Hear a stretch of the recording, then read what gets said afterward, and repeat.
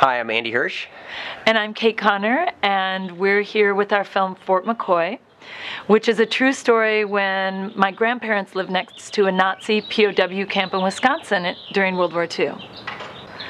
My family told me stories my whole life of when they lived next to the Nazi POW camp, and I am kind of the collector in my family of the history and everything. And one night I was at dinner with a producer friend, and we started swapping family stories, and I told him that one, and he said that should be a film, and it was the first time it dawned on me to make it into a movie. I was fortunate enough to have known and still to know some of the people on whom the film's based, so it's just a great honor to be able to pay homage to them and to so many who've served our country. I think it was a combination of easier and harder. It was easier in the fact that I had access to so much of the information and everything, and that I was excited to honor them with making it. It was harder in that I, like for example, my great uncle, who Andy plays in the movie, didn't tell the horrible things that happened to him during the war to his own kids. And so I felt very privileged that through my great aunt, he let me have his story and tell what he went through, because a lot of the World War II vets came back and were very tight-lipped what they saw and what happened to them. They were just kind of a more stoic generation. So I was a little nervous portraying these kind of secrets, but I had their full blessing, which was very kind of them, and they were excited about it. It was incredible to be able to know them and to speak with them about some of the things, although, like Kate said, her great uncle hadn't really spoken about it. So for me, I actually received his blessing to play him, and he actually passed away before we made the film. So that was an incredible responsibility that I felt, that I wanted to do right by him and for Kate. So hopefully I did. And I played my grandmother, who was an amazing woman, and she was a very altruistic and fiery and protective and amazing woman that I was so, happy to get to walk in her shoes a little bit. And then Eric Stoltz played a role based on my grandfather, and my grandfather had passed on before we made the movie, and it was amazing, without even knowing him, how much he captured him in just his sensibility and his quiet fortitude. Eric had me gather everything I could on my grandfather, to read articles about him and everything, and he dove into him in such a beautiful way. I'm so, so grateful. That's a great question. I haven't really thought of it from that angle.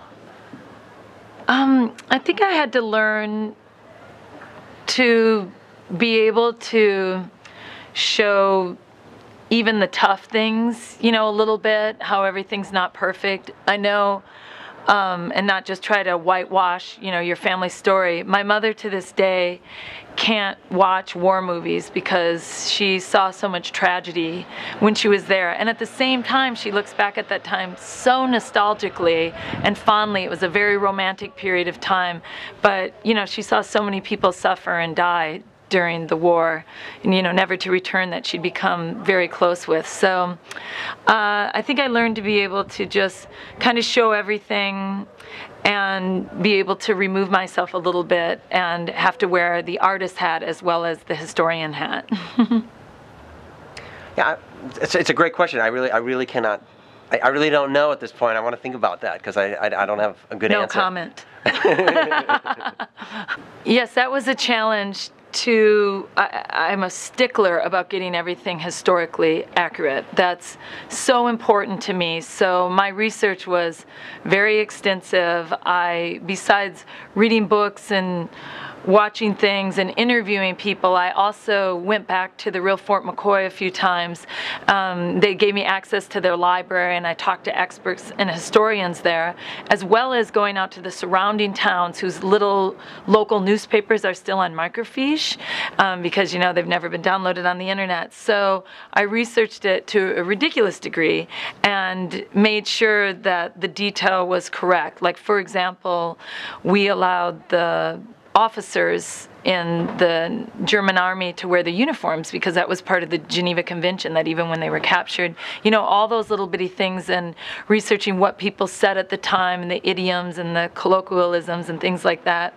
And then at the same time, then artistically keeping track of everything, and down to like the little girl making sure when she curled her hair it was wrapped in rags, because that's how she did it as opposed to curlers.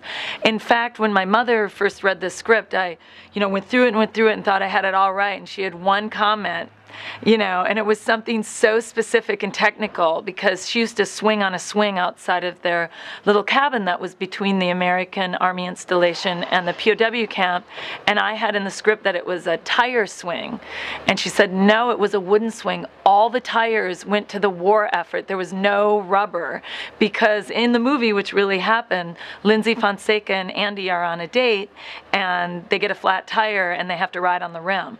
So I was like, oh, I was horrified that I missed, that detail. So I made it, really made an effort to make sure it was first historically there, and then artistically displayed properly, and then doing justice to all the real people. Next, I'm about to make my next film, which we're raising financing for, which is called Piggy. And it's a comedy with on the background of it is environmental issues about factory farms. And so it's about a valedictorian prom queen who has to save her family farm from a corporate pig factory takeover with the help of her gay best friend. And then Chicago 8. Well, we're both involved. We're both in a film called The Chicago 8, which Kate also co-produced. And in The Chicago 8, I play Leonard Weinglass, who was one of the defense attorneys who defended the 8 defendants in the famous Chicago conspiracy trial that happened after the 1968 Democratic Convention. And I feel very fortunate to have played him. He was a legendary civil rights attorney who unfortunately just passed away a couple of weeks ago.